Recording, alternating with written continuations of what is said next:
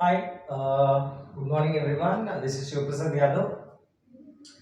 Now, in the last previous sessions with respect to Indian polity, we have seen that what should be the strategy for Indian polity and how we can plan Indian polity preparation and what are the books and resources required for Indian polity preparation. Now, in this, I'll directly go to Indian polity subject. So, how we should look at the basics of polity. So whenever we have this word called polity, it should be related to government. So first of all, we are supposed to focus at the definition of the government. So this is related to definition of the government. Then we are supposed to learn something about types of government. So in types, we have number of types of government. We have monarchy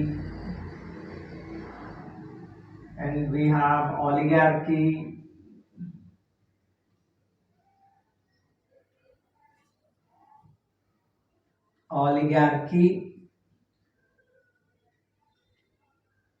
democracy, etc., etc., etc. So these are the things we have to learn. What is monarchy, what is oligarchy, and what is democracy. Other types are also there, but we will be focusing on these things only. These are also little importance only. Next, after that, we are supposed to learn about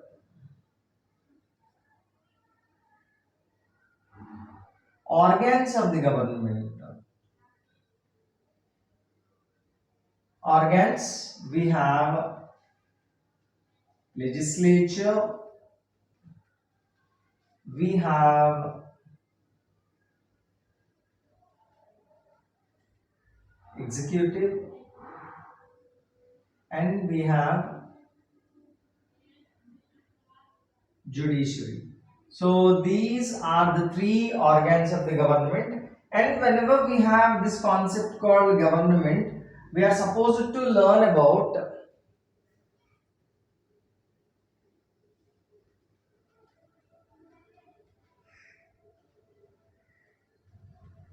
what is separation of powers and what is checks and balances.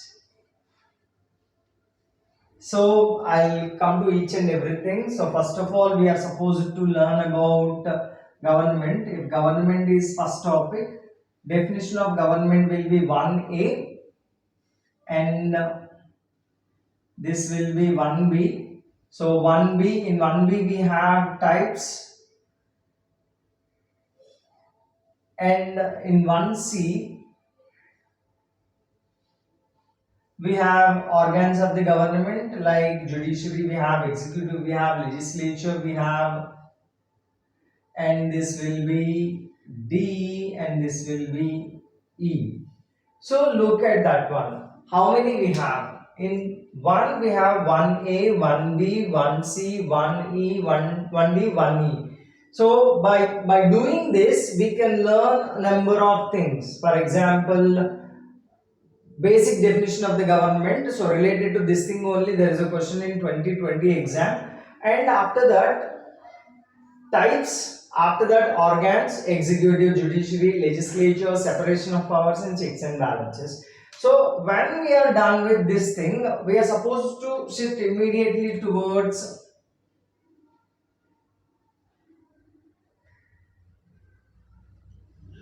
constitution, because every government needs a constitution.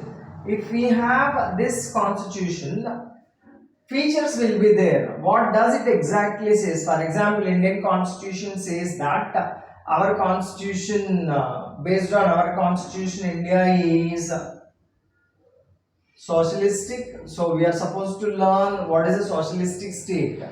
We are supposed to learn what is a secular state and what is a republic and what is a sovereign state, and other things will be there based on unitary features and federal features And what does the constitution is itself? For example, whether it is a rigid constitution or a flexible constitution. So look at this thing. After government, I just shifted to constitution. We have covered so many basics: a sovereign state, socialistic state, rigid or flexible constitution, a unitary state, a federal state, a secular state, a republic state. Again, in republic state, there will be more concept. In unitary federal, there will be more concepts, because set of features will be there which are unitary features, set of features will be there which are federal features. And after government and constitution, we have to take three things separately. We have to separate legislature, we have to separate executive, we have to separate judiciary. Because each of these things, for example, when we have legislature, definition of legislature, types of legislature, when legislature comes, how they have selected or elected, that means the process of elections and types of elections, types of votes, types of ballots. Types of ballot is different from types of vote, because we have a concept like a single transferable vote concept and a secret ballot concept. And when it comes to presidential elections, colored ballots are also used. So this is a huge concept. And when it comes to executive, first of all, we are supposed to learn about definition of the executive, types of executive, what is de jure executive, what is de facto executive, what is the nature of executive in a presidential state, what is the nature of executive in a parliamentary state. Again, what is the nature of legislature in parliamentary state, what is the nature of executive in presidential state. And when it comes to judiciary, the definition of judiciary, powers and functions of judiciary, and what is judicial interpretation, judicial innovation, judicial overreach, judicial review, judicial activism. So all these things will come under here: legislature, executive, and judiciary. And whenever this thing is there, democracy is there, immediate thing will be rights. So rights means we are supposed to learn about human rights, fundamental rights, natural rights, legal rights, and moral or ethical rights. And again, here we can have one more thing called direct democracy, indirect democracy, features of direct democracy, features of indirect democracy. For example, what is plebiscite, what is recall, what is initiative, what is referendum. All these things are part of direct democracy. So in short, we are supposed to learn all these things in step 1, as I discussed in the very first video.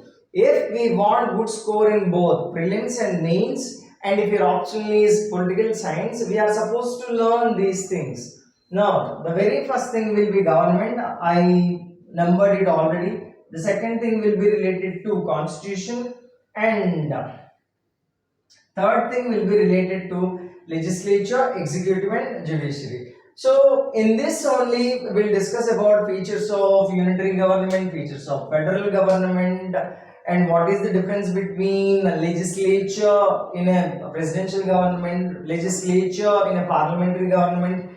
Again, judiciary also.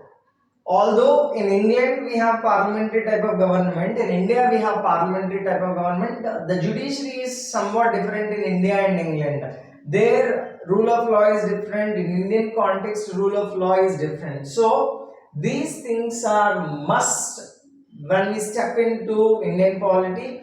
And before reading any book like, or any going through any book like Subhash Kashyap or something like that, these things are very fundamental things. Until and unless you know what is a socialist state, socialistic state, what is a sovereign state, what is exactly a republic, it is not suggestible to go for reference books like Subhash Kashyap and D.D. Basu. However, I am not going to suggest whenever we are preparing notes for Indian polity, we don't go through Lakshmikant actually. We will depend more on Subhash Kashyap and NCERT books and NIOS notes and D.D. Basu only. So again, coming back to Indian polity basics session, These are the things we are supposed to learn. I am repeating again, we are supposed to learn about government completely. We are supposed to learn about rights completely. With rights, freedom comes. With rights, liberty comes. What is the difference between freedom and liberty? And why in India we have preventive detention acts? What is the significance of preventive detention acts?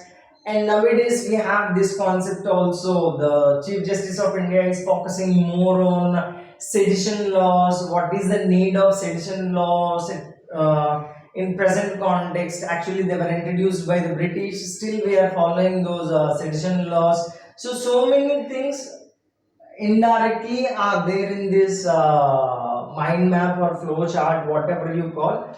So again, I'm going from beginning. Government, we are supposed to focus on definition of government, types of government, what is monarchy, what is oligarchy, what is democracy, types of democracy, direct democracy, indirect democracy, features of direct democracy, features of indirect democracy, advantages of direct democracy, advantages of indirect democracy, everything will be there. And when we move on to organs, legislature, judiciary and executive, when you have these things, definition of legislature, definition of executive, definition of judiciary, and the role of legislature in a parliamentary government, the role of executive in a parliamentary government, role of legislature in presidential government, role of executive in presidential government. And when it comes to judiciary, in economies like India or in nations like India, we are supposed to focus on judiciary more, because judiciary is not part of the government, it is kept aside the government. That's why